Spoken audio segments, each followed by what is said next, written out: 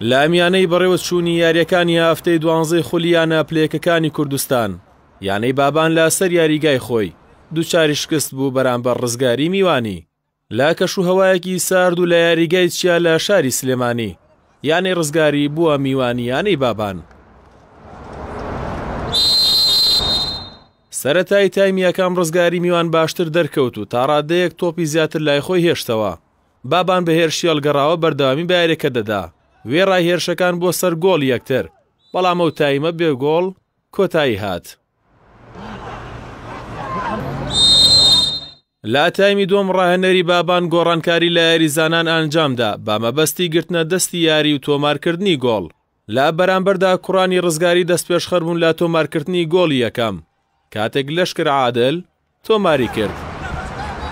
دوای ئەو گۆڵە بابان بە تەواوی یاریگای کۆنتڕۆڵ کردبوو، بەڵام بەرگریکارانی ڕزگاری لە بەرامبەر هێرشەکانی بابان دەوەستانەوە و پارێزگاریان لە تۆڕی گۆڵەکەیان دەکرد. ناونیشانی یاری لە کۆتاییدا گۆڵێکی بێ بەرامبەر بوو بۆ کوڕانی ڕزگاری. ڕاهێنەرانی هەردوویانە بەم شێوە باس لە بارودۆخی یانەکەیان دەکەن. بەڕاستی ئێمە دووش جەولەیە یاری ئەدۆڕین، بەڵام ڕاستەکەی ئەوەیە کە ئێمە باشتر یاریمان کرد بە تایبەتی لە جێمی دۆما. جێمی یەکەم ئێمە تۆزی ئاسمان باش نەبوو، بەڵام لە شەوتی دۆما توانیمان ئاستێکی باش پێشکەشن، بەڵام ئەوە بوو یاریزانەکان نەیانتوانی ئەو هەلانەی کە بۆیان هەڵەکە بیقۆزنەوە بیکەنە گۆڵ.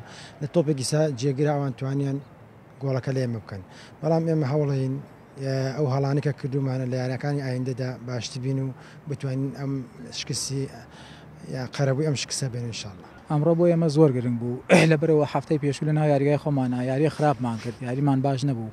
ئەمڕۆ ئەبوایە دەرەوە هەرچەنێ دەرەوە یاریگای خۆمان بوو، بەس بە ئاس و بە ئەنجام زۆر باشین، ئاسمان زۆر باش و لەخوا بەجێ توانیمان سێخاڵ یاریەکە بێنین. ئینشاءالله بتوانین بۆ هەفتەکانی تریش ئەو هەڵە و خەلەلە هەمانە بتوانین چارەسەریکەین بە گوێرەی توانە.